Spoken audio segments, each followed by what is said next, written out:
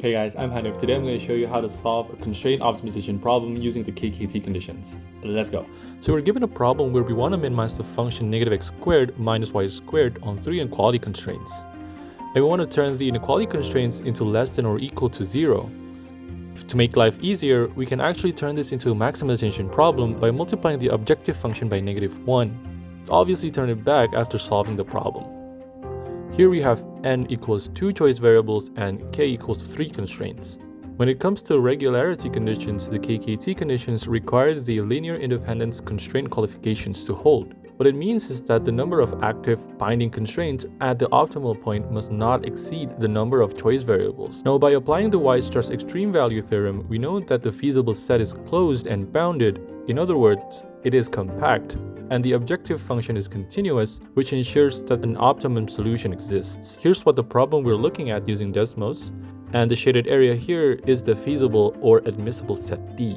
So the first step in solving the KKT is to set up the Lagrangian. Then, we obtain the KKT conditions, i.e. solving the first order condition of the Lagrangian, include the non-negativity of lambdas and complementary slackness condition. Next, we consider 2 to the power of k, which in our case is 8 combinations of active and non-active constraints, and solve the systems of equations to get the stationary points. After finding the stationary points, we apply the second order conditions to check the definiteness, whether it is a local maxima or minima using the Hessian or the bordered Hessian. And lastly, we find the desired optima.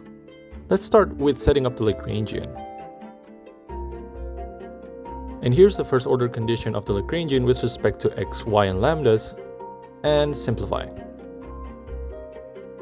The KKT conditions are therefore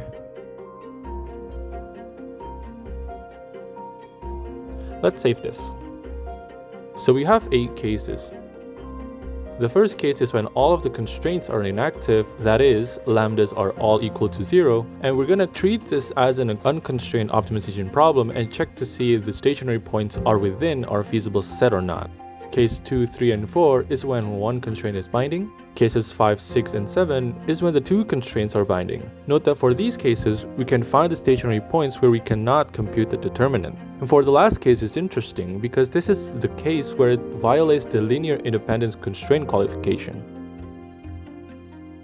Let's start with the first case. From the first 2 equations, we know that the stationary points is 0, 0.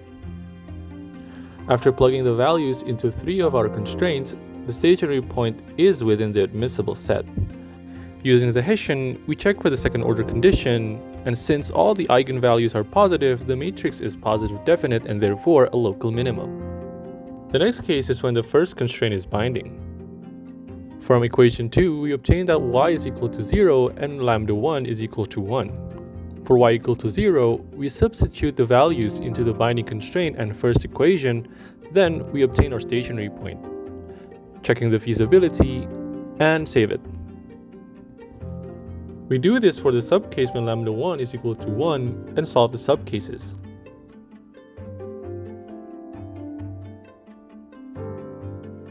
Since this is a constraint optimization problem, we'll be using the bordered Hessian to determine the nature of the stationary points.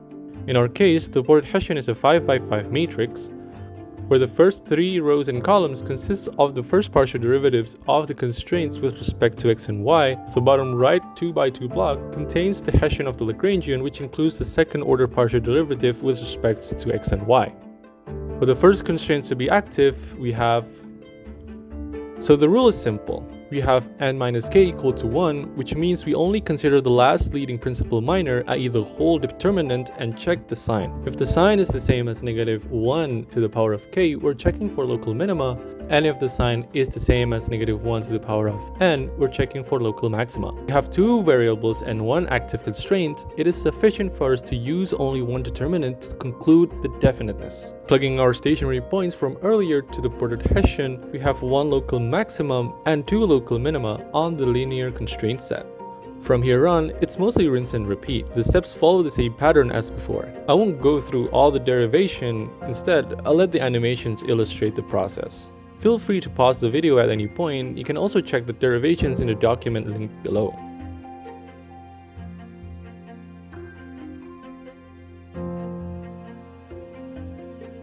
Notice that for cases 3 and 4, there are some points that are stationary, but exist outside of the feasible set.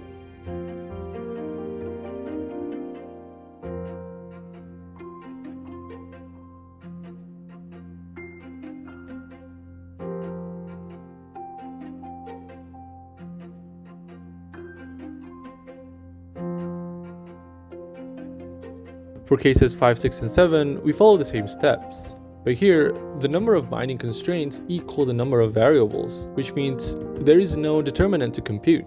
So the stationary points which are feasible we found could be a local maxima or a minima. We'll determine which by evaluating the function values later.